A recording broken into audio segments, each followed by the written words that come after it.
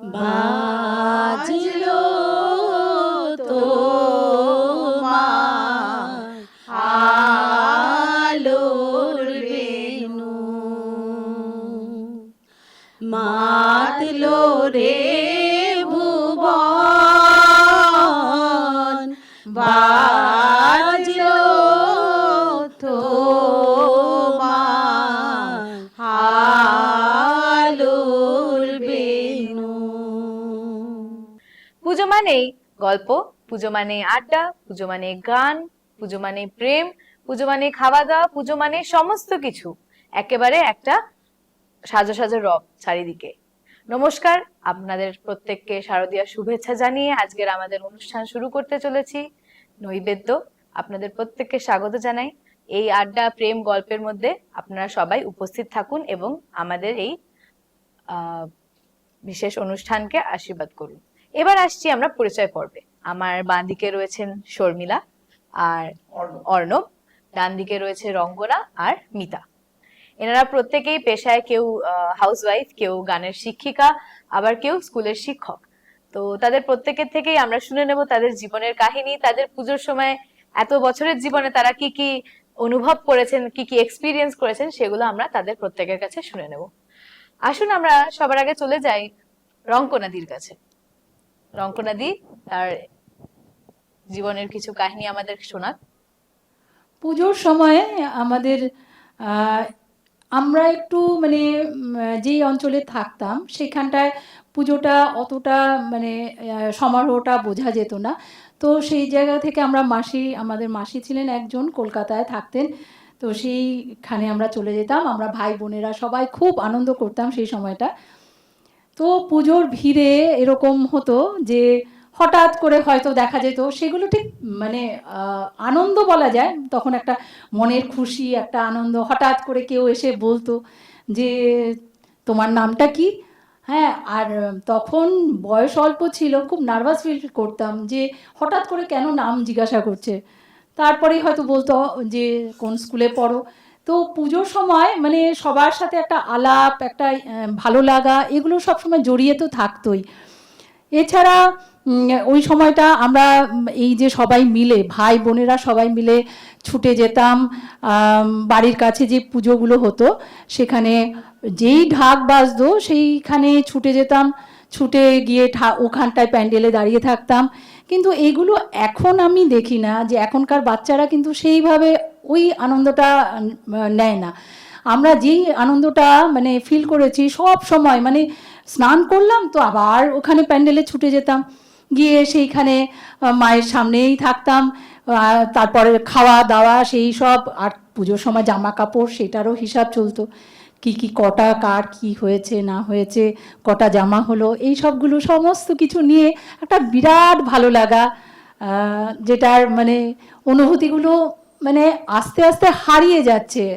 আজকে আমরা এই অনুষ্ঠানে এসে সেটা আর কি বিচরণ করছি আর কি, পেছনের জীবনটা। তাহলে আপনার পুজোতে কটা জামা হলো? এখন জামা শাড়ি সব মিলিয়ে 4টের মতন হয়েছে। 4 দিনে 4টে একদম সবকটা মিলি।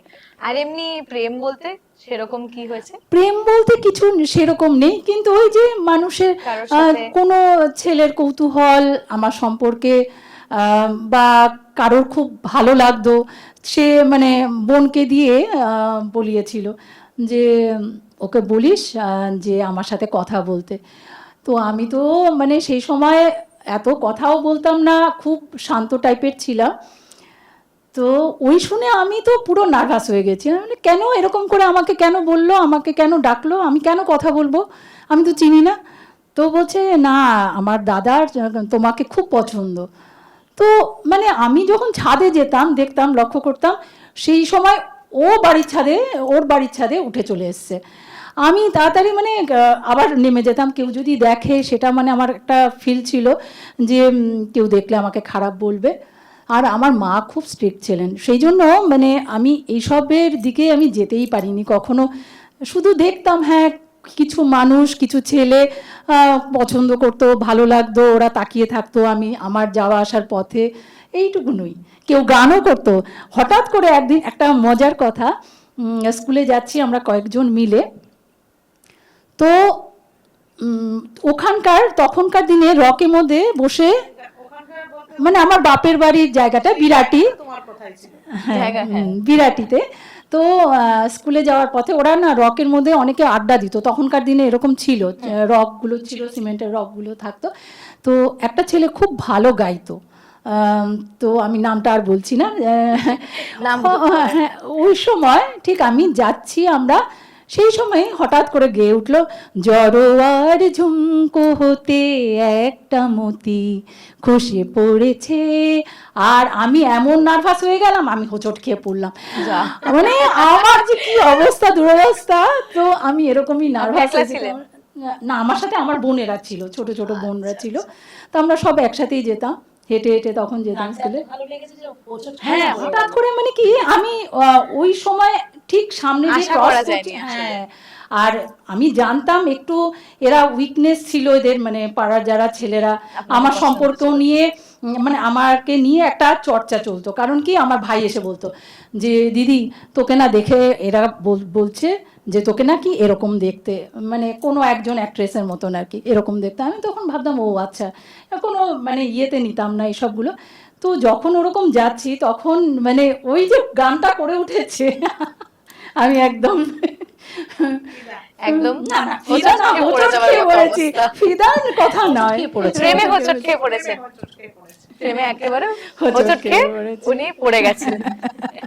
কিন্তু তারপর আবার সামলে নিজেকে নিয়ে তারপরে কোথায় যাচ্ছিলেন? পড়তে যাচ্ছিলেন, স্কুলে স্কুলে স্কুলে পড়তে যাচ্ছিলেন। স্কুলে, তারপরে স্কুলে আবার কিন্তু পড়তে যাচ্ছিলেন। একদম স্কুলে। তখন স্কুলেও এরকম চলতো ব্যাপারগুলো।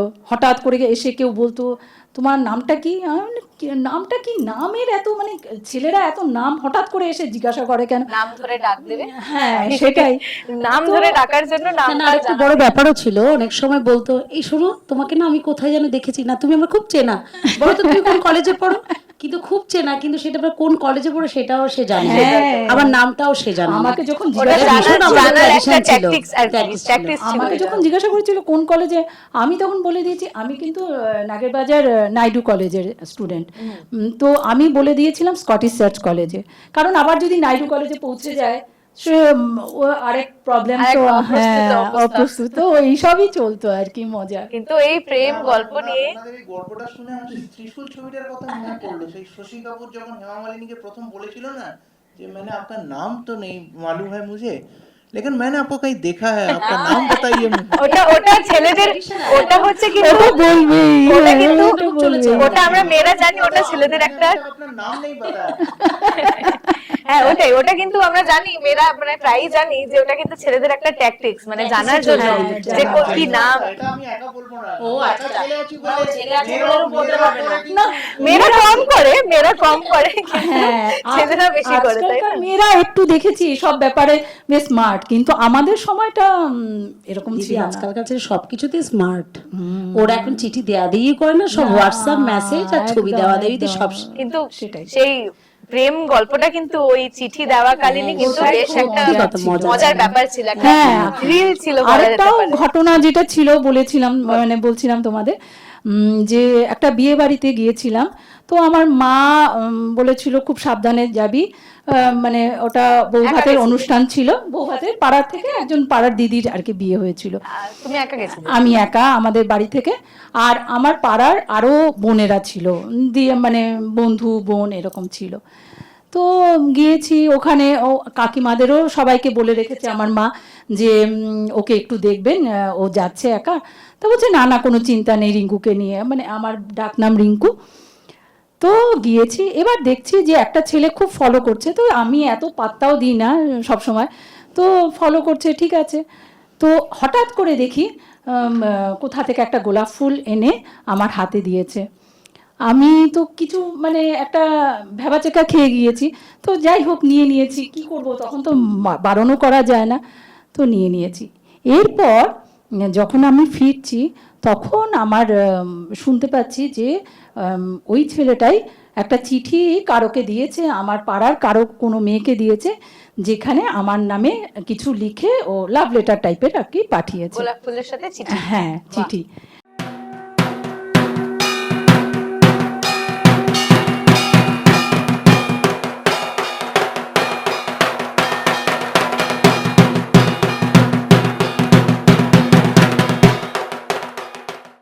আমরা শুনছি যে বিভিন্ন রকম প্রেম সবার জীবনে কেমন ভাবে সেই গোলাপ ফুল ফুটিয়েছিল, কখনো মিতাদির জীবনে, কখনো রঙ্কনাদির জীবনে।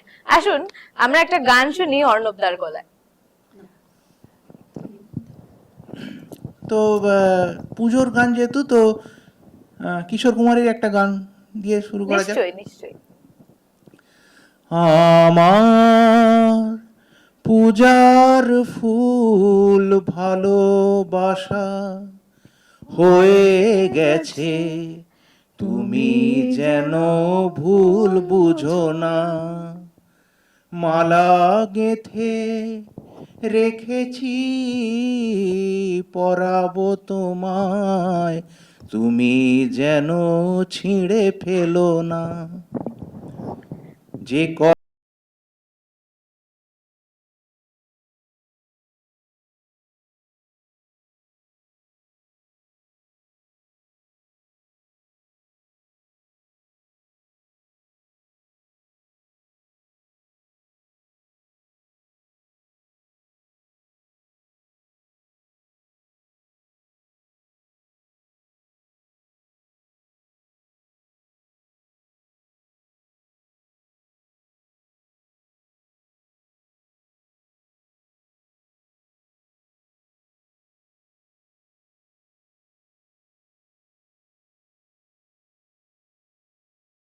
না, সেটা সৌভাগ্য হয়নি।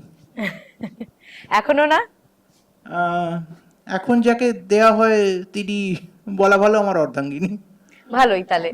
তো না, আপনার তবে আমি একটা জিনিস বলি এখানে, উনি একটা জায়গা যেটা ছেড়ে গেছেন। ছোটবেলা আমাদের পুজোটা অ্যাকচুয়ালি আরম্ভ হতো কিন্তু পূজা বার্ষিকী দিয়ে। আচ্ছা, মানে আমাদের ছোটবেলায় যেটা ছিল সেটা হচ্ছে যে পুজোর অনেক আগে আমরা বুঝতে পারতাম পুজো আসছে, কারণ বাবা যেখানে চাকরি করতেন তার পাশেই বিরাট অফিস ছিল, আনন্দবাজার অফিস, আমি নাম বলেই দিচ্ছি। তো ওখানে বলেই দেওয়া হতো কতগুলো পূজা বার্ষিকী যাবে। তো সেই সব নাম ধরে ধরে ফরমাইশ হতো যে এইটা যাবে, ওইটা যাবে, ওই যাবে, এই যাবে। তো আমরা মানে অন্তত 15 দিন আগে থেকে বুঝতে পারতাম পুজো এসে গেছে। আচ্ছা। আর পুজোর আরেকটা যেটা খুব বিশেষত্ব ছিল সেই সময়, সেটা হচ্ছে যে ওই পাড়ায় পাড়ায় পুজোর গান বাজতো। আচ্ছা, মানে মাইকেতে বিভিন্ন মাইকে শিল্পী, স্পিকারে বিভিন্ন সমস্ত রকমের গান। স্বর্ণালী দিনের শিল্পীর সমস্ত গান বাজতো। এই জিনিসটা আমরা খুব দেখেছি। আর তখন পুজোটা তো এত থিম বেস ছিল না, তখন পুজোটা নর্মাল পুজো ছিল। শুধু পুজো ছিল। তখন পুজো ছিল এবং তখন ওই 5 দিনাতেই পুজো সীমাবদ্ধ হয়ে যেত। কিন্তু পুজোর রেস থেকে যেত অনেক দিন আগে থেকে, মানে মহালয়াটা সেই মহালয়ারই মতো, মানে মহালয়ার সকালবেলা যে খুব এক্সাইটেড থাকা হতো সবাই মিলে, একটা মহালা আসছে বলে সেই যে মনের আনন্দ, সেটা পুরোপুরি তখন আমরা ছোটবেলায় ফিল করতাম। এগুলো। আরেকটা জিনিস যেটা আমরা ফিল করতাম সেটা হচ্ছে, যেটা খুব দুঃখের ব্যাপার যে বাংলা থেকে প্রায় উঠেই যাচ্ছে, সেটা হচ্ছে স্ট্যান্ড অ্যালোন থিয়েটারে সিনেমা দেখা। তখন দেখবেন বিভিন্ন চেন ছিল সিনেমা হলের, তো সেই সিনেমা হলের চেনে বিভিন্ন সময় পুজো সিনেমা আসতো। আচ্ছা। এবং সেখানে বলাই ছিল যে ওই 4 দিন হাউসফুল বোর্ড নামবে না। মানে যতগুলো, মানে আমরা যেহেতু দক্ষিণ কলকাতায় বেড়ে ওঠা, খানিকটা উত্তর কলকাতাও বটে, তো সেইটা আমরা দেখেছিলাম। মানে সেটা একটা খুব বিশেষজ্ঞ জিনিস ছিল। মানে বিভিন্ন হলের সামনে দিয়ে গেলে আপনি সেই ফিলটা পেতেন যে পুজো আসছে এবং তার সঙ্গে পুজো সিনেমাও আসছে। আচ্ছা। এগুলো তো সবই হলো। আর তাছাড়া আরেকটা জিনিসও পুজোয় ছিল, সেটা হচ্ছে তখন কলকাতা শহরে ডবল ডেকার বাস ছিল। ডবল ডেকার বাসে করে যাতায়াত করা, সেটা একটা খুব পুজোর সময় খুব সুখকর ব্যাপার। ট্রাম এবং ডবল ডেকার বাস, সেটা ছিল পুজোর অ্যাট্রাকশন। আর তখন আরেকটা ব্যাপার ছিল, ট্রাম আসতে অনেক দেরি করে করে, তো পায়ে একদম প্রায় বলা ভালো সেই নতুন জুতো পরে দাঁড়িয়ে থাকতে থাকতে পায়ের যন্ত্রণা হতো। কিন্তু তারপরে সেটা সেটা একটা সেটা সত্যি। আর তখন দুর্গাপুজো, আরেকটা জিনিসও বলি, সে দুর্গাপুজো ছিল বিভিন্ন এলাকা ভিত্তিক। মানে তখন এই যে এত চারিদিকে পুজো তা কিন্তু নয়। মানে ধরুন এই যেমন সিমলা ব্যায়াম সমিতি, Vivekananda sporting club, college square, এইরকম এক একটা জায়গার এরকম ভাগ করা ছিল এবং মানুষ জানতো যে ঢলটা সেখানেই নামবে। তো এইটাই আমার মনে হয় পুজোর সব থেকে বড় অ্যাট্রাকশন ছিল পুজোর। স্যাডলি সেটা হারিয়ে যাচ্ছে, কি করা যাবে, কালের নিয়মে সবই মেনে নিতে হবে। যাই হোক, কিন্তু দুর্গাপুজো তো একই থেকে যায় বাঙালির কাছে, সেটা সবসময় তার হৃদয়ের কাছেই থাকে। ওই দুর্গাপুজো। যে বলেছো না, হৃদয়ে লেখো নাম, সে নাম রয়ে যাবে। একদম একদম। এবার আমরা চলে যাই তাহলে মিতাদির কাছে। মিতাদির কি গান, একটা গান আচ্ছা, গেয়ে একটু হ্যাঁ, আপনি আমার শুরু করুন। পুজো বলতে যে গানটা সবার প্রথমে আমার মনে পড়ে একদম ছোট বয়স থেকেই। আমি বেসিক্যালি যদি বলতে হয় মিক্সড একদম, মানে আমি পূর্ব বাংলার মেয়ে, আমি কলকাতাতে মানে মানে আমার জন্মসূত্র বলতে পারো পূর্ব বাংলায়, বাংলাদেশ। সেখানে আমার প্রথম প্রেম হয়েছিল একটি গানের সাথে, নির্মলা মিশ্রের গানটা। সেই গানটা আমি 2 লাইন জাস্ট একটুখানি বলে শোনাচ্ছি। নিশ্চয়ই নিশ্চয়ই। ও গো তোমার আকাশ দুটি চোখে, আমি হয়ে গেছি তারা। ও গো তোমার আকাশ দুটি চোখে, আমি হয়ে গেছি তারা। এই জীবন ছিল নদীর মতো গতিহারা, এই জীবন ছিল নদীর মতো গতিহারা দিশাহারা। ও গো তোমার আকাশ দুটি চোখে, আমি হয়ে গেছি তারা। কার চোখে তারা প্রেম দিচ্ছে? প্রেম বলতে যেটা বোঝায়, আমার এই গানটি দিয়ে আমার প্রেমের সূচনা। যদি বলো, শুধু গানটাকে এতটাই ভালোবাসতাম ছোটোর থেকেই, ভেতর থেকেই, ঠিক আছে। আর পুজো বলতে সেই বাংলাদেশের যে পুজোটা দেখেছি, সেই পুজোর মধ্যে একটা আলাদা অনুভূতি। বাংলাদেশের কোথায়? বাংলাদেশে আমি রাজশাহী জেলা নওগাঁতে থাকতাম, ঠিক আছে। সেই জায়গার পুজোর মধ্যে একটা আলাদা আমেজ, আলাদা আনন্দ। আমরা ভাই বোন সব পিস্তত খুঁড়তো সব মিলিয়ে, যে ভাই বোনেরা মিলে সকাল ভোর 4টে বা 3টে সময় উঠে অন্যর গাছ থেকে ফুল চুরি করব, এই যে একটা আমেজ।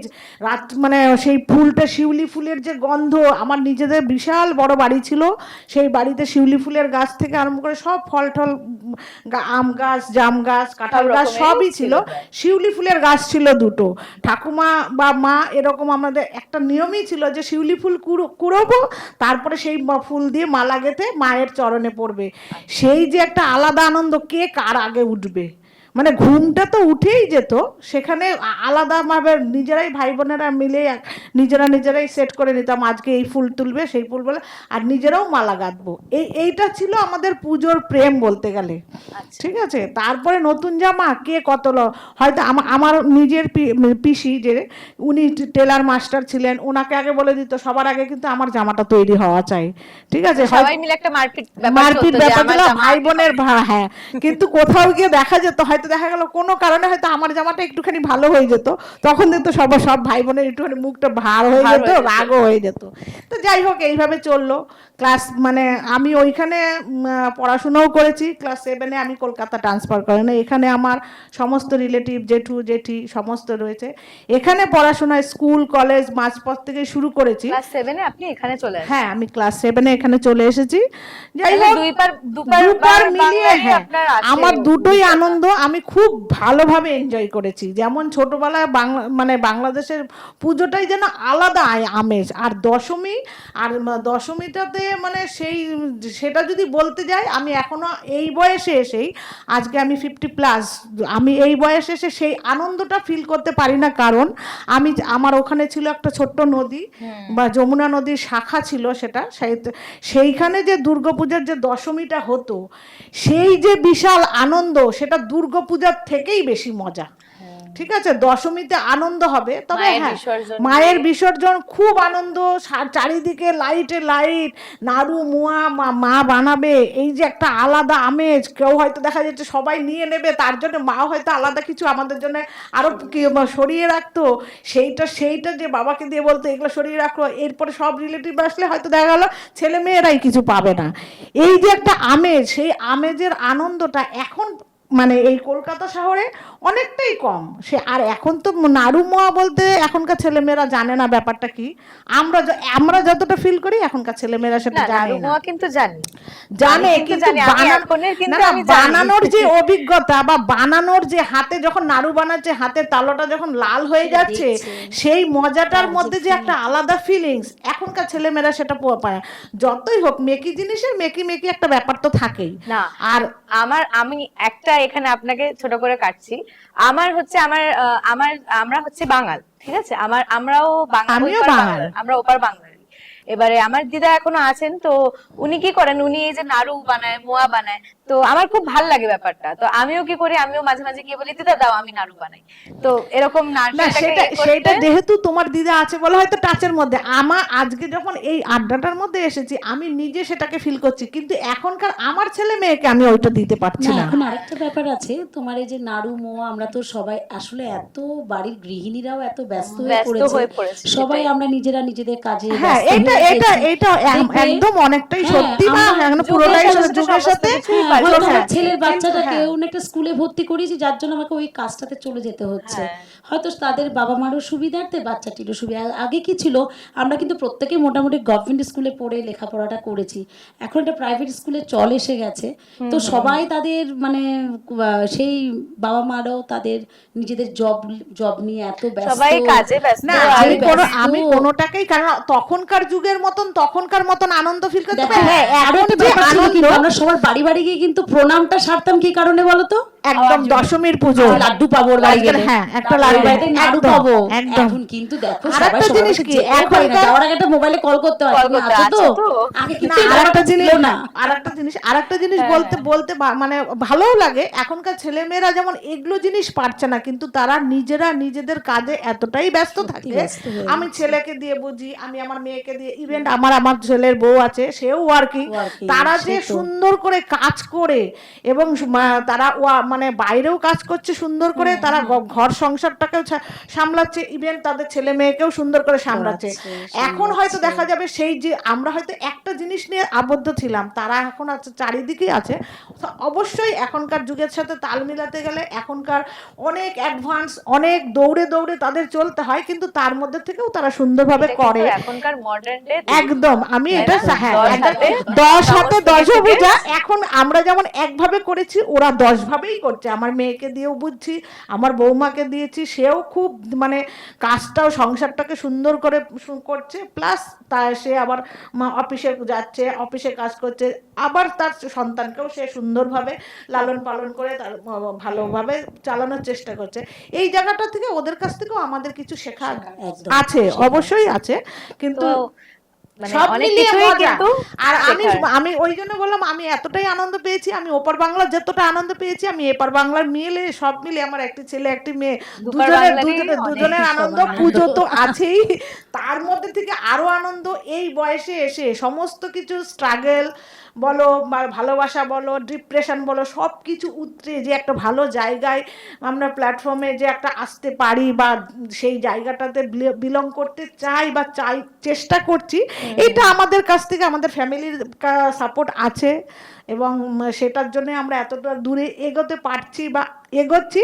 তাতে তারা যতই মাঝামাঝি খুনসুটি হয় সংসারে, সব রকম তো হয়, তার মধ্যে থেকেও ভালো মধ্যে একটা প্রেম ব্যাপারটা এখন ওই জায়গাটাই আমাদের প্রেমটা আবদ্ধ হয়ে গেছে, যে না ঠিক আছে, দিনের শেষে মনে হয় যেন চোখটা বন্ধ করলে না সবকিছু দিনের ভালো তো কেটেই গেল, দিনটা তো ভালো কেটেই গেল, ছেলে মেয়েও ভালো করে মানুষ করলাম, বন্ধু বান্ধব নিয়ে এই যে একটা প্রেমের জগৎ, বা হয়তো আগামীকাল আমরা এটাও ভাবছি যে হয়তো মহালয়ার দিন কোথায় পুজো দিতে যাব। এখন তো এই ব্যাপারটাই আসে যে পুজো দিতে যাব, সেই জায়গাটাই হয়তো দেখা গেলো অনেক ফ্যামিলিতে হয়তো যা বাড়ির থেকেই বেরোতে পারে না, কিন্তু সেই দিক দিয়ে যখন আমার বাড়িতে পুরো একদম দারুণ স্বাধীনতা দিয়েছে, সবাই মিলে ঠিক আছে করো, সব কিছুর মধ্যে একটা আবদ্ধতা, মিলেমিশে থাকো, নিজে ভালো থাকো, যার ধরুন কিনা আমি হয়তো ভালো আছি বলে হয়তো আরো দুজনকে ভালো রাখার চেষ্টা করি, বা হয়তো কাউকে বলতেও পারি।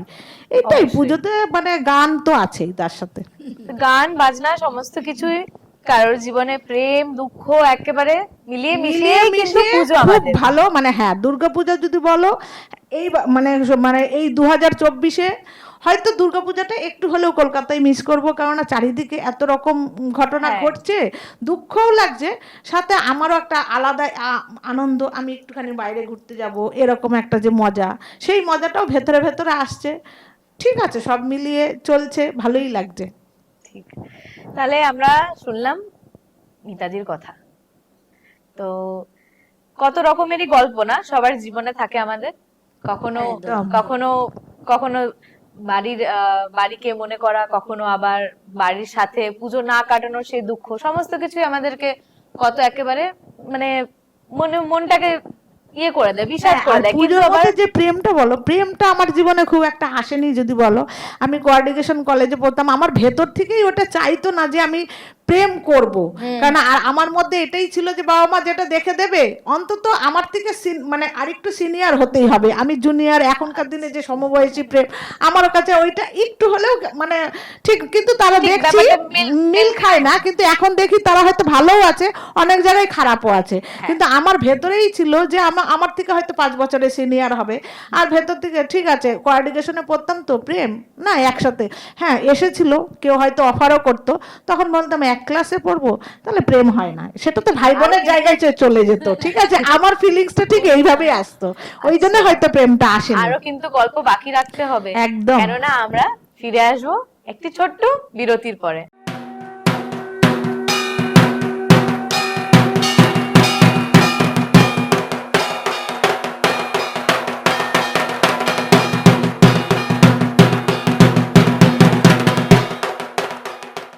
ফিরে এলাম একটি বিরতির পরে।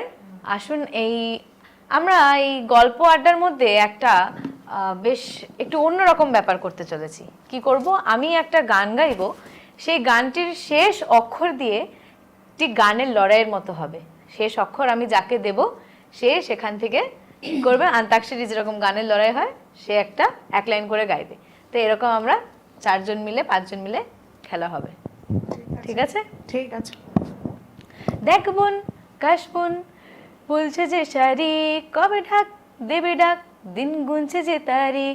দেখ মন কাশ বোন বলছে যে শারিক, কবে ঢাক দেবে ডাক, দিন গুনছে যে তারিখ। শিউলি মাখা গন্ধ আগমনী সুর, কুমোরটুলির গন্ধ ছড়ালো, বলো বলো দুগ্গা এলো, বলো বলো দুগ্গা এলো, বলো বলো দুগ্গা এলো, দুগ্গা এলো, দুগ্গা এলো, বলো বলো দুগ্গা এলো। ল দিয়ে রঙ্কনা দিয়ে গান গাইবেন। আমি প্রথম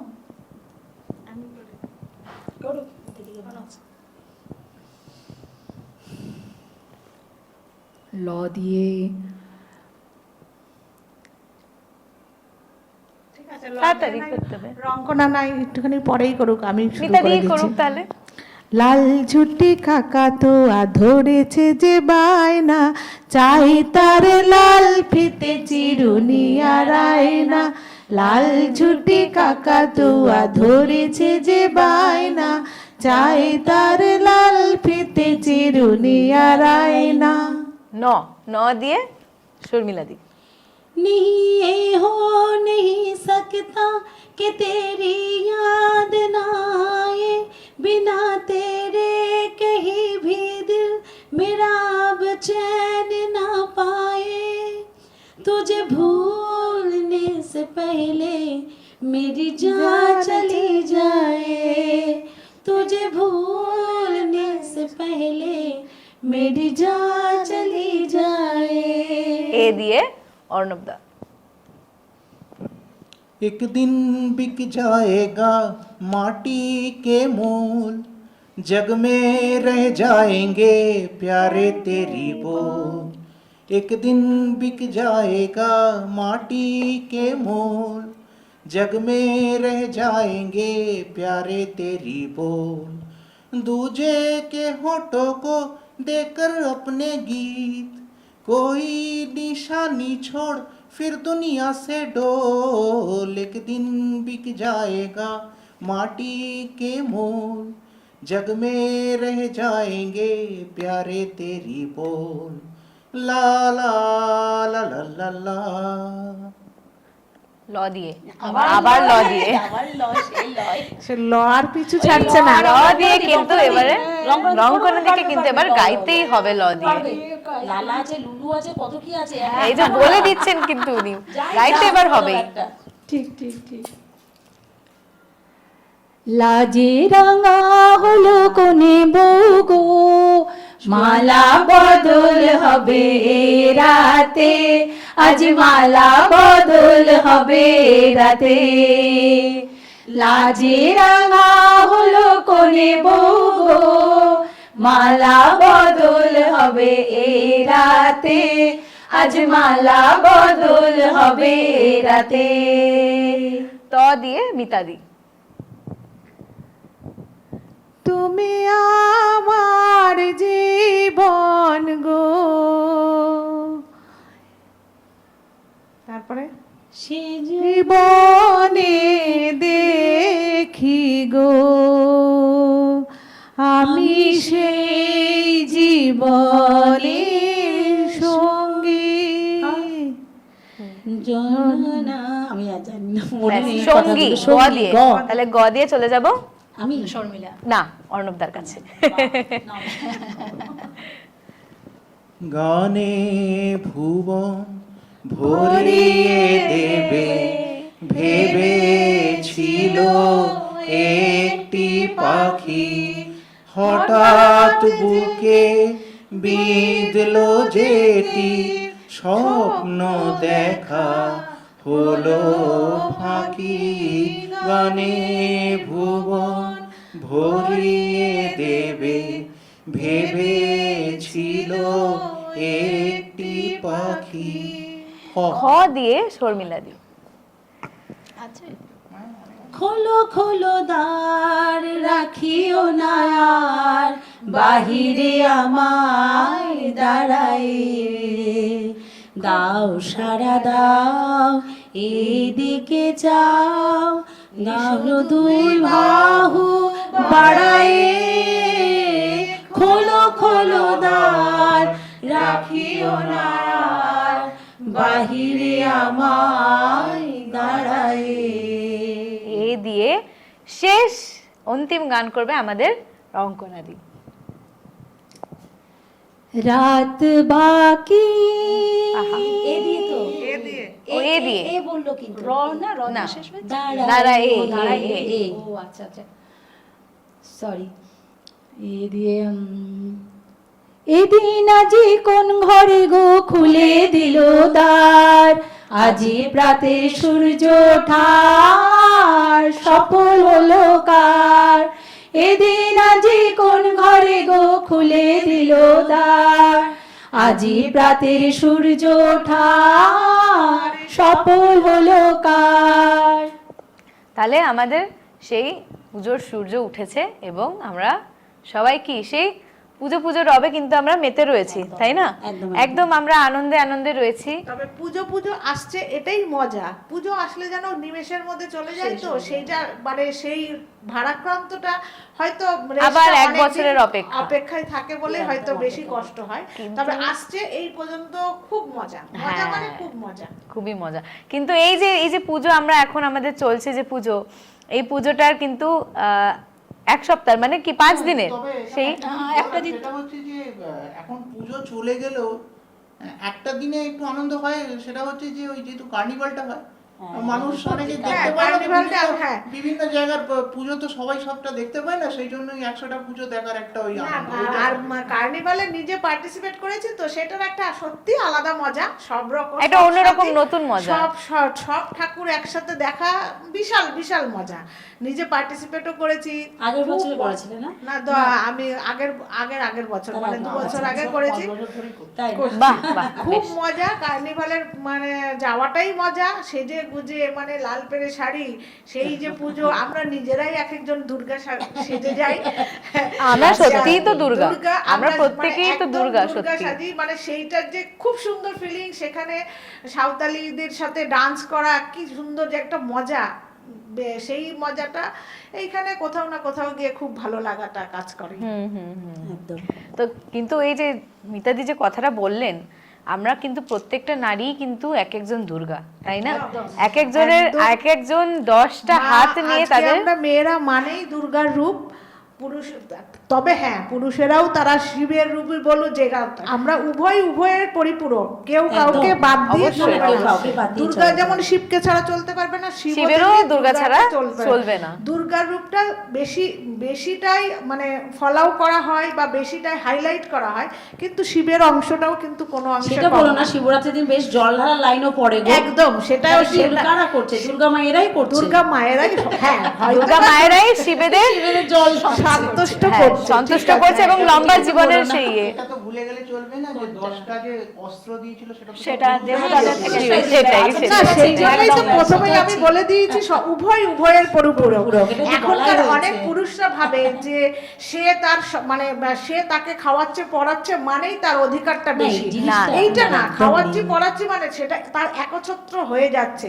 কিন্তু খাওয়াবে মানে কি, তুমি তো হয়তো দেখা গেল অনেক পুরুষকেই আমি হয়তো মিন করতে চাইছি না, আবার বলতেও চাইছি, কারণ অনেক জায়গাতেও দেখেছি, আমরা দেখেও ছোটবেলা থেকেও দেখে এসেছি, সে ইনকাম করে আসবে, সেই ইনকাম করাটা মানেই তো সে তো টাকাটা চিবিয়ে খেতে পারবে না, সেই দুর্গাকেই তাকে তৈরিটা করে ঘরে সামাল দিতে হবে, ঠিক আছে? অতএব দুজনের পরিপূরক আছে বলেই হয়তো দুর্গাপূজাটাও এত সুন্দর, একদমই এত বড় দুর্গাপূজাটাও যে হচ্ছে মাকে যারা আহ্বান করে আনছেন সেটাও কিন্তু একজন পুরুষই আনছেন।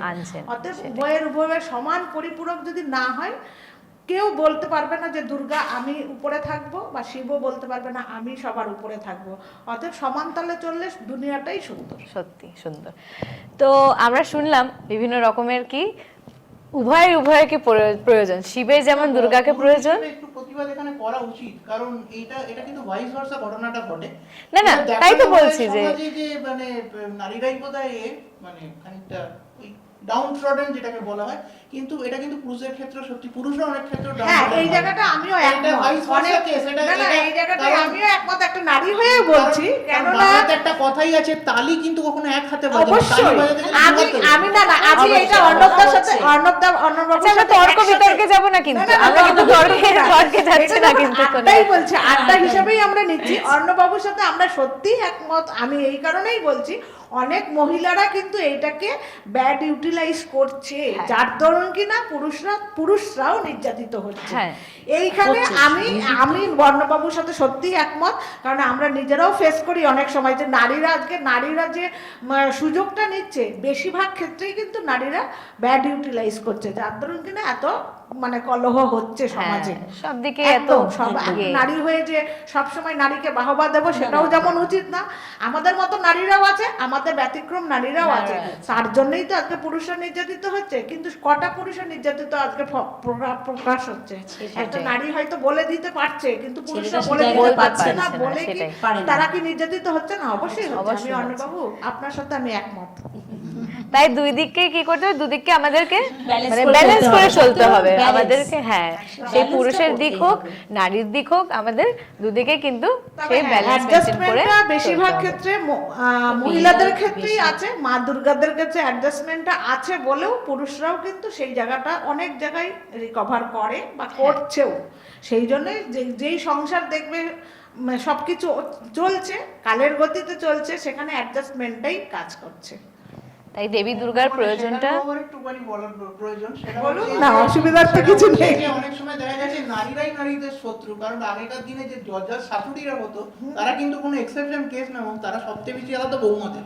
না এখন না, সেটাও যেমন ঠিক বলেছেন, কিন্তু এখনকার নারীরা কিন্তু এখনকার বৌমাকে বেশি প্রায়োরিটি দেয়, যার জন্য কিন্তু এখনকার শাশুড়িরা কিন্তু বৌমাদের কাছে বেস্ট, কারণ তারা হয়তো শ্বশুরকে প্রেফার না দিয়ে শাশুড়িকেই প্রেফার দিচ্ছে। এই কারণে, কারণ এখন কিন্তু শাশুড়িদের হাতে তারা নির্যাতিত হচ্ছে না। কারণ আপনি যদি দেখেন যে মীনাক্ষী গোস্বামী এবং গীতাতে কিন্তু এই কারণেই ফেমাস হয়েছিলেন, তারা দরজার শাশুড়ি হতে পেরেছিলেন। সেটা অভিনয়ের ক্ষেত্রে, কিন্তু সে তার বাস্তব জীবনে কতটা সত্যি হয়েছে সেটাই বা কে পরখ করতে গেছে। বাস্তব জীবন থেকেই আসে না, অবশ্যই আসে, কিন্তু ফ্রিকশন কথাতে বলা না, যায়। সেটা তখনকার দিনে দরজাল শাশুড়ি আছে, এখনকার দিনেও দরজাল শাশুড়ি আছে, কিন্তু এখনকার দিনে শাশুড়িরা বেশি কোঅপারেট করে বৌমাদের সাথে। করবো আমি পার্সোনালি নিজে শাশুড়ি হয়ে বলছি, আমি নিজে কোঅপারেট করি আমার বৌমার সাথে। তখনকার শাশুড়িদের মধ্যে মানে একটা ছিল কি র্যাগিং টাইপ আর কি, মানে হ্যাঁ, আমরাও আমি ফেস ভুগে করেছি, এসেছি, তোমাদের করতে এবার হবে। তোমাদেরও ভুগতে না, হবে, কিন্তু আমরা এখন তোমাদেরও সেটা এরকম করবো না। করতে হবে। এখন থেকে এই শপথ জায়গাটায় নিয়ে আমি আর একটা কথা বলি, যদি আমার আজকে ছেলে আমাদের ছোট। আমার দিকে আমরাও হয়তো অনেক সময় হয়তো ফিজিক্যাল না, এমনি মেন্টাল ভাবেও টর্চার হয়েছি, কিন্তু আমরা সেই জায়গাটা টর্চার হয়েছি বলে আমরা পরবর্তী প্রজন্মকে সেই টর্চারটা দিতে চাইছি না, না, দেবো না। যার ধরুন কিনা জেনারেশনাল ট্রমা ব্রেক হ্যাঁ, কারণ করার ব্যাপারটা। আমি যেই ব্রেকটা পেয়েছি, আমি চাই না আমার ব্রেকটা আমি আরেকজনকে দেব। একদম না। এই মেন্টালিটি যদি থাকে তাহলে মনে করব সংসার সুখের হবে না, আর না থাকলেই হ্যাঁ আমি আই অ্যাম হ্যাপি। তাহলে আমরা কত কত গল্প শুনলাম, তাই না? একদম বিভিন্ন রকমের গল্প, কখনো মেয়েদের দেবী দুর্গা হয়ে ওঠার থেকে দরজার শাশুড়ি থেকে অনেক কিছুর গল্প আমরা কিন্তু শুনতে পাচ্ছি, তাই না? পুজোর যতটা আড্ডা, এটা কিছুটা কিছুটা নিজেদের জীবন কাহিনী তো চলে আসে। অবশ্যই পুজোর আড্ডা মানেই তো জীবন কাহিনী আসবে। সেই জীবন কাহিনীতে থেকে নিজেদের ঘটনাও যেমন চলে, সব মিলিয়ে চলে, কিন্তু পুজো মানে সব কিছু ভুলে গিয়ে নতুন করে একটা সুন্দরভাবে জীবনযাপন করা একেবারে একদম। একদম আবার সেই বছরের আবার একটা নতুন করে নতুন প্রেমের মানে সূচনা, একদম। সূচনা হয়, নতুন এবং জীবন, নতুন প্রেম। জীবনে প্রত্যেক জীবনে মানে আমরা এখন মৃত্যুর দিকে এগোচ্ছি, মানে আমাদের এখন বয়সটা যদি বলো হয়তো বয়সের ক্রমসংখ্যা হিসেবে বেড়ে যাচ্ছে, কিন্তু মৃত্যুর দিকে যেহেতু আমরা এগিয়ে যাচ্ছি, আমরা জীবনটাকে নতুন ভাবে উপলব্ধি করার চেষ্টা করি, এটাই আমাদের কাছে প্রেম। সেই একদম একদম সঠিক কথা বলেছেন মিতাদি। তো যাই হোক, আমরা শুনলাম অনেক রকমের, কিন্তু আমাদের কিন্তু পরিচয় করা হয়নি আমাদের শর্মিলাদির সাথে। এবার একটু শর্মিলাদির প্রেমের কাহিনী, একটু শর্মিলাদির জীবনের কাহিনী। কেউ ঢাকা পড়েনি, সবাই আমরা আছি এখানে। না, না, পুরাতন প্রেম ঢাকা পড়ে নতুন প্রেমাঞ্জলে। হয়তো হয়তো সে শর্মিলার কাছে নতুন স্পুলিং এর মতো নতুন কিছু বেরোবে, আমাদেরটা তো সব একদম হয়ে গেছে। অন্যরকম, আমরা কিন্তু ও হয়তো এবার গল্প আশা অন্যরকম ভাবে করবো। প্রেমের রসদটাকে- গল্প, যারা প্রেমের গল্প কিন্তু তবে শর্মিলা ধরে আমি বলি এখানে, সেটা হচ্ছে যে উনি যেটা বললেন আর কি, সেটা তো ধ্রুব সত্য যে ওই আমরা মৃত্যুর দিকে যাচ্ছি। আজকে আনন্দের দিনে এটা আমি বলবো না, কিন্তু একটা জিনিস ভেবে দেখেছেন কি, কিছু জিনিস কিন্তু অমর রেখে যায়। যেমন আপনি মহালয়ার দিন বীরেন্দ্র কৃষ্ণ ভদ্রকে ভুলতে পারবেন না, আপনি না, একদমই না। মোহনবাগান আমি ভুলতে পারবো না, না আমার পরের প্রজন্ম আমি তারাও সেটাই- ভুলতে আমি পারবে না, বলছি, আমি ঠিক সেটাই আছে? কথা কিছু বলছি। কিছু মানুষ যখন এসছে, এই যে বলে না জন্মিলে মরিতে হবে, অমরকে অমরকে কথা কথা হবে। একদম। চিরস্থির কবে নি হায়রে জীবন নদে, কিন্তু যদি রাখো মনে নাহিমা ডরি সমনে, মক্ষিকাও বলে না পড়িল অমৃত হ্রদে, সেই ধন্য নরকুলে লোকে যারে নাহি ভুলে, মনের মন্দিরে নিত্য সেবে সর্বজন, কিন্তু কোন গুণ আছে যাচি বোঝে তব কাছে, হেন অমরতা আমি কহ গো সামা জন্মদে। এই যে মধুসূদনের যে কথাটা উনি বলে গেছেন, কিছু মানুষ কিন্তু অমর রয়ে যায়, তাদের জিনিসটা আমরা দিনের পর দিন করে থাকি। না, সেই নস্টালজিয়া একটা আছে বলেই তো আজকে আরো পরে প্রজন্মগুলো ভালো শিখতে পারছে। দাঁড়ান একবার ওনাকে বলতে দিন। হ্যাঁ, আজকে যখন আপনি বর্ণ পরিচয় পড়েন, আপনি কিন্তু বিদ্যাসাগরকে ভুলে থাকতে বলতে পারবেন পারবো না। না। সেই আপনি যখন বাঙালির কথা চিন্তা করেন, আপনি রবীন্দ্রনাথকে ভুলতে পারবেন না। আপনি যদি খেলার কথা চিন্তা করেন, আপনি মোহনবাগান ইস্ট বেঙ্গলকে কখনো ভুলতে পারবেন না। অর্থাৎ এই জিনিসগুলো, এই যে আমরা আজকে আগেকার দিনের কথা বলছি, আজকে যে আমরা ট্রাম নিয়ে এত নস্টালজিক কেন হচ্ছি, ঘোড়ায় টানা ট্রাম, কত কিছু আমরা আজকে দেখি।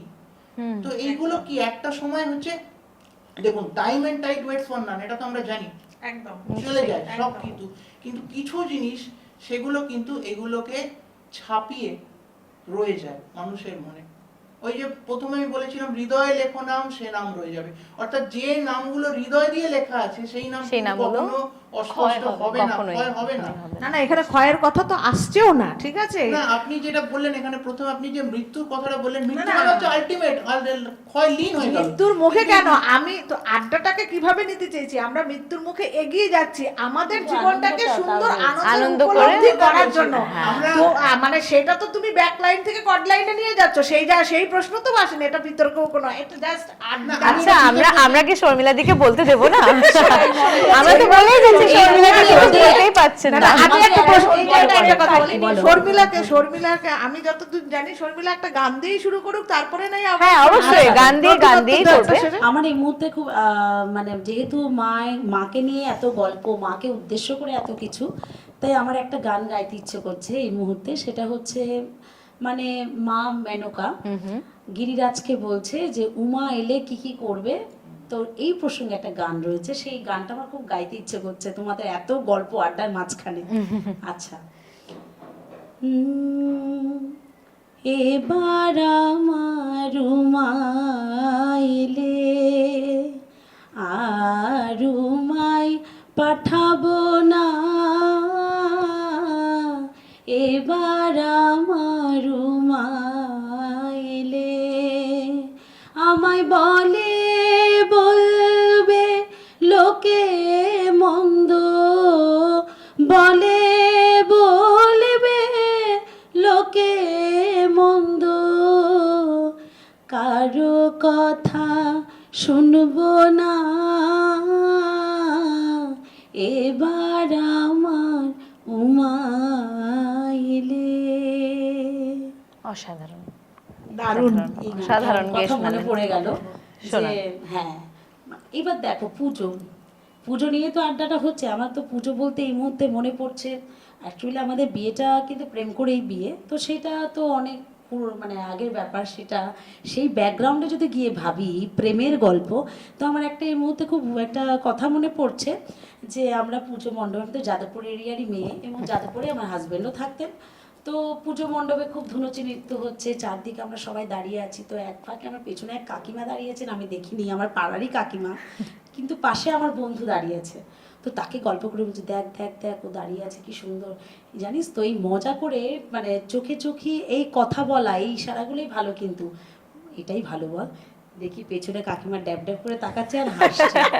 আমার এই মুহূর্তে মনে পড়ে গেল যেখানে বাঘের ভয় সেখানেই সন্ধে হয়। সন্ধে হয় একদম। আর কিছু আরেকটা মানে গানের যেহেতু আর প্রচণ্ড গান ভালোবাসতাম আগে, এখন তো প্রচুর পুজো হয়ে গেছে, এখন প্রচুর গানের আমি গান শেখানোর ক্ষেত্রে গিয়ে দেখি আমার স্টুডেন্টরা অনেকে ভালো গান করে, কিন্তু গাইতে গেলে মানে তুমি কিন্তু দুটো বেশি গাইতে পারবে না, কেন জানো? আমার ব্যাকে আরেকজন দাঁড়িয়ে আছে। মানে আগে কিন্তু আমাদের সময় এত গানের শিক্ষার যে চর্চাটা এতটা ছিল না, কিন্তু এখন প্রচুর স্টুডেন্টরা গান করে, মানে প্রচুর বাচ্চারা গান করেন, যেটা মায়েরা মানে দিতে চান, বাড়ির লোকরা করাতে চান। মানে এই যে কালচারটা, গান বলো, নাচ বলো, আবৃত্তি বলো, এখন সব কিছুতে কিছু না কিছু একটা বাচ্চাকে কিছুতে একটা ইনভলভ রাখার চেষ্টা করে। এমনকি আমি অনলাইনেও যখন করি তখনও ভাবি যে হ্যাঁ সত্যি বাইরের মেয়েগুলোও গান গাইছে, ছেলেগুলোও করছে। তো আমাদের বেলা কি ছিল, আমি একাই শিল্পী, আমি একাই বাজিমাত করে দেবো, কারণ আমার তো পেছনে তেমন অতটা কিছু নেই। তো পাড়ায় পাড়ায় দেখতাম অমুক জায়গায় না গানের অনুষ্ঠান হবে, তো আমি যখন অ্যানাউন্সটা শুনতাম আমার মনে পড়তো মার কথাও ভাবতাম, আমি গিয়ে আগে কাকু কাকু আমার নামটা আগে লেখো তো, আমি কিন্তু শর্মিলা, আমি গান গাইবো, গিয়ে নামটা লিখিয়ে আসতাম, মাকে বললাম দুপুরবেলা খেতে খেতে, শোনো আজকে ব্যাংক প্লটে অমুক জায়গায় আমার গান আছে। মা বলছে গান আছে, কি গাইবি? কত গান জানি বাবা, গাওয়াটাই তো হচ্ছে কথা। তো ওই গানটাই হচ্ছে তোমার জীবনের প্রথম প্রেম। সত্যি গানটাই হচ্ছে প্রেম, এটাই বললাম। এখন তো গান হয়, আবৃত্তি হয়, নাটক হয়, সব কিছু হয়, কিন্তু এখন প্রচুর অনেক বাচ্চারা গান করে, অনেকেই আবৃত্তি করে, নাচে। সত্যি এটা একটা খুব ভালো জায়গা যে আজকালকার আমরা মায়েরা দেওয়ার চেষ্টা করছি, এবং এটা উচিত। সবসময় তো লেখাপড়া সব কিছু না, লেখাপড়ার পাশেও একটু, এই যেমন এই যে অর্ণব দা গান গাইছেন, যে এই এত সুন্দর গান। আরেকটা কথাও বলি, এখন তো মোবাইল হচ্ছে প্রচন্ড মোবাইল কেন্দ্রিক হয়ে গেছি আমরা সবাই, বাচ্চারাও তাই, মোবাইলে গেম খেলছে, মোবাইলে গান শুনছে, মোবাইলে সব কিছু। কিন্তু আমাদের একটা কালচার দেওয়া উচিত প্রত্যেকটা ঘরে ঘরেই, সেটা হচ্ছে সকালবেলায় উঠে, এখন তো বক্স হয়ে গেছে, আগে তো রেডিও চলতো, এখন তো কোনো সময় ধরা বাঁধা নেই, একটু বক্স সিস্টেম করে মোবাইলটা ওখানে কানেক্ট করে বাবা দুটো গান শোনো ভালো, এইগুলো যদি একটু আবৃত্তি শোনো, এই যে একটু ভালো দু চারটে মানে জিনিস শিখি আমরা। আমাদের মোবাইল যেমন ভালো করছে তেমনি খারাপ অনেক কিছু করেছে, কিন্তু ভালোটা যদি ভাবতে যাই, ভালোটা কিন্তু অনেক কিছুই আছে, তুমি সেখান থেকে অনেক কিছু শিখতেও পারো, কিন্তু সেটা আমরা যেভাবে নেব। হ্যাঁ, মোবাইলটা খুব আত্মকেন্দ্রিক করে তুলেছে, এটা খুব সত্যি একদম, এটা আত্মকেন্দ্রিক করে তুলেছে। বড় দরকার মানে ওনাকে রেখে উনি দুটো জিনিসের যে প্রসঙ্গটা তুলেন, এক নম্বর হচ্ছে যে এখন গান শেখা বা নাচ শেখা বা যে ইভেন্টই বলুন না কেন, মানে এখন তো দেখা যায় যে একটা বাচ্চা 10 ঘন্টায় 10টা জিনিস করছে। এটার একটা মূল কারণ হচ্ছে যে এখন কম্পিটিশনটা এতটা কাট থ্রোট এবং এত দেখনদারি ব্যাপারটা এসে গেছে না, যে এখন সব মানুষকেই অলরাউন্ডার হতে হবে, এরকম একটা ব্যাপার চলে এসেছে। এটা ভালো কি খারাপ এই বিতর্কে যাবো না, কারণ এটা বিতর্ক সহ নয়, এটা হয়তো কিছু মানুষের ভালো করে, কিছু খারাপ করে। যেমন আমি অনেক স্টুডেন্ট পড়াতে গিয়ে এটা দেখেছি যে অনেকে কমপ্লেন করেন যে তারা রাত্রিরে ঘুমিয়ে পড়ছে, মানে একদম আর মাথা তুলতে পারছে না। তার কারণ হচ্ছে কি, সারাদিন যদি তাকে এত এতটা pressure দেওয়া হয়, হ্যাঁ, এই সেটা। প্রেসার দেওয়ার ফলে তাহলে কি হচ্ছে, সে আলটিমেটলি সে আর মাথা তুলে দাঁড়াতে পারছে না। আর দ্বিতীয় কথা হচ্ছে আরেকটা, যেটা আপনি বললেন যে ওই আগে আমি বাজিমাত করে দেবো, একটা জিনিস তখন কিন্তু ছিল, তখন জাজেরা ভীষণ স্ট্রিক্ট ছিলেন। যারা জাজ বসতেন তারা সাকে যদি রে বলো তুমি, তোমার কিন্তু বার করে দেবে। এখন সাকে রে বললে বলে বাহ কিতনা আচ্ছা গায়। এই হচ্ছে তফাৎ হয়ে গেছে। তফাৎ প্রোগ্রামের কথা বলছি। মানে এখন একটা এরকম ব্যাপার হয়ে গেছে, কম্পিটিশনটা এখন বেড়ে গেছে আমাদের প্রচণ্ড। বেলায় অত কম্পিটিশন না, এখন কম্পিটিশনটা বাদ দিয়ে এখন আমরা গান আড্ডাতেই যাই। যাই আবার তো গান সেটাই। আমরা বোধহয় একটা আড্ডা ভুলে গেছি, যেটা মানে এত তো এই- বিতর্ক সবার মধ্যে হয়নি, সেটা হচ্ছে ঘটি বাঙালের আড্ডা, যেটা ছাড়া বোধহয় বাংলা অসম্পূর্ণ। অসম্পূর্ণ ঘটি বাঙালির আড্ডা হলে তো না, না, তিন চার বাঙালি- যেতে না, না, চায় না, যেতে ঘটি চায় না। ঘটি বাঙালির আড্ডা হলে কিন্তু আড্ডা হলে বলে ঘটি এটা তো ঘটি আর বাঙালির আড্ডা হচ্ছে না। হ্যাঁ, ঘটিদেরও কিছু ব্যতিক্রম আছে, বাঙালেরও কিছু ব্যতিক্রম, তবে বাঙাল ইজ দ্য বেস্ট আমি মনে করি। এই বিতর্কে এক মিনিট, এই বিতর্কে বলে আপনি সোচ আপনি পাস, সেখানে আমি কিছু বলবো না। আচ্ছা হ্যাঁ, আমি কারণ- বলছি শুনি। কারণ এই ঘটি বাঙালির বিতর্কে যাব না, কেননা এখানে দুপার বাংলারই লোক রয়েছে, ঠিক আছে, বাঙালও রয়েছে, ঘটিও রয়েছে। আমি মনে করি, আমার মতে, আমি জানি না আপনারা সহমত হবেন কিনা, বাঙালি বেস্ট, বাঙালি বেস্ট, একদম তাই না? বাঙালি ঘটি হোক best। বাঙালি বাঙাল হোক, বাঙালি যে best, বাঙালি বেস্ট, তাই না? একদম। কেননা যদি দেখতে যাই, আমরা হচ্ছে সেই ইন্টারন্যাশনাল আমাদের অ্যাওয়ার্ড আমরা পেয়েছিলাম কিন্তু আমাদের মিষ্টি ভাষার জন্য, তাই না? মনে আছে আমাদের? পৃথিবীর চতুর্থ মিষ্টি ভাষা হচ্ছে বাংলা। হ্যাঁ, এবং আজকে যেহেতু পুজোর একটা আমি একটা ছোট্ট ট্রিভিয়া দিই, সেটা হচ্ছে আফ্রিকার একটা দেশ আছে, তার নাম হচ্ছে সিয়েরা লিওন। সিয়েরা লিওনের সেকেন্ড ল্যাঙ্গুয়েজ হচ্ছে বাংলা। আচ্ছা, এটা কিন্তু খুব ইউনিক একটা ব্যাপার। এটা আমাদের জানা ছিল না এবং দর্শকেরও জানা ছিল না, হয়তো দর্শকরাও কিন্তু জানতে পারলো এই। তারা বাংলা ভাষায় কথা বলেন, এবং আফ্রিকানরা দেখবেন যখন বাংলায় খেলতে আসে, অনেকে ওই সিয়েরা লিওনে যায় বাংলা ভাষাটা শেখার জন্য, বাংলা ভাষাটা কেমন। আসলেই সবের ভালোবাসা এইসব নিয়েই তাহলে কিন্তু আজকের আমাদের অনেক কিছু জানা হলো, অনেক কিছু শেখা হলো, এবং আমাদের অনেকের এই জায়গাটা জীবনের আমার একটা গল্প। কথা বলার আছে, শর্মিলার গলায় একটা অন্য ভাষায় গান শুনি আমরা। ও আচ্ছা একটা শেষ গান আমরা শর্মিলাদির গলায় শুনবো। Actually, ওই চট্টগ্রামের ভাষায় একটা গান আমি শোনাতে পারি। সোডো সোডো দেউতুলি ফানি সোডো সোডো দেউতুলি লুসাই পাহাড় উড়তো নামি আর যার গুই হর্ণ ফুলি লুসাই পাহাড় উড়তো নামি আর যার গুই হর্ণ ফুলি একুলদি শহর বন্দর একুলদি শহর বন্দর নগর হত আছে আরে কুলত সবুজ রোয়া মানত সোনালি ধান হাসে হালদা ফাডা গানু নায়ারে হালদা ফাডা গানু নায়ারে শাম্পানজার গুই ফাল তুলি হাইরে শাম্পানজার গুই ফাল তুলি লুসাই পাহাড় উড়তো নামি আর যার গুই হর্ণ ফুলি লুসাই পাহাড় উড়তো নামি আর যার গুই হর্ণ ফুলি লুসাই পাহাড় উড়তো নামি আর যার গুই হর্ণ ফুলি। দারুণ। একটু আমরা গান শুনে নেব মিতাদির গলায়। একটা আগমনেরই গান করছি। আজ বাজে মন মাঝে ওই আগমনের গান, জগত জননী মাগো করে আহ্বান। আজ বাজে মন মাঝে ওই আগমনের গান, জগত জননী মাকে করে আহ্বান।